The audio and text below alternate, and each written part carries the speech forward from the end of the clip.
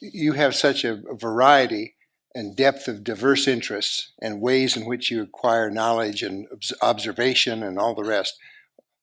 Where do you think we're headed in terms of specialization versus a broad-based, at least well, platform? Of course, specialization is the safest way up for most people. Mm-hmm. And for that reason, say surgeons know more and more about less and less, and that's what gets rewarded. And if you have a nasty fistula in your colon, you do not want a surgeon who's good at Proust or political science. It's understandable how the world rewards this specialization. I never liked it, and I loved picking up new ideas, being a great, passionate reader. And so I decided I'd make whatever living I could make doing what I like to do, which is sort of romping over a whole field. I do not recommend it to other people because the safe way up is to know a hell of a lot about something. And under our system, they find you out.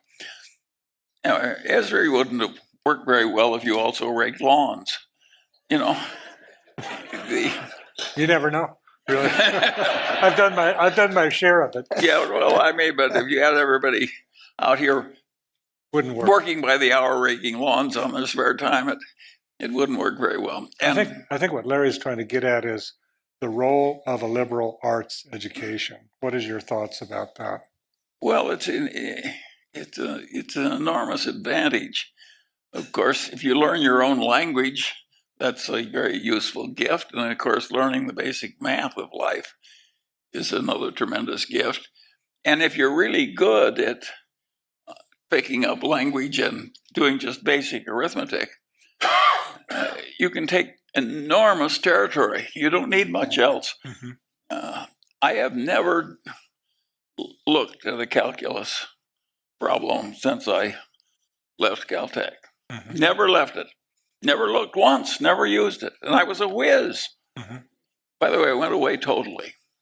70-some years, that was enough. Yeah, I don't know about your calculus, but mine is gone.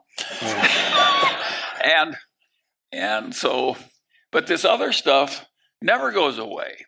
And if you keep honing it and if you get good at it, then you learn something that's more important than what they teach you in college, is you learn the method of learning. When I want to know something, I just learn it. And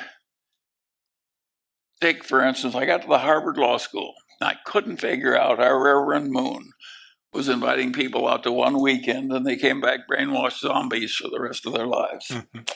And nobody in the Harvard Law School could explain it to me. So I said, I'll figure it out for myself. My mother had a little nursery rhyme, a little red hen that said, I'll do it myself, said the little red hen.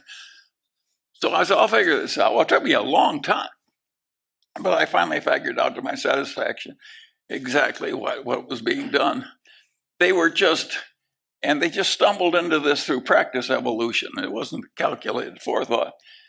They just assembled a bunch of psychological tricks and pounded them on these people all at once under conditions involving stress.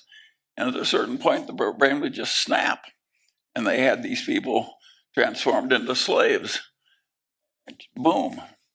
Well, that was a very interesting thing, but of course, nobody wants to talk about it because it has implications, people fear.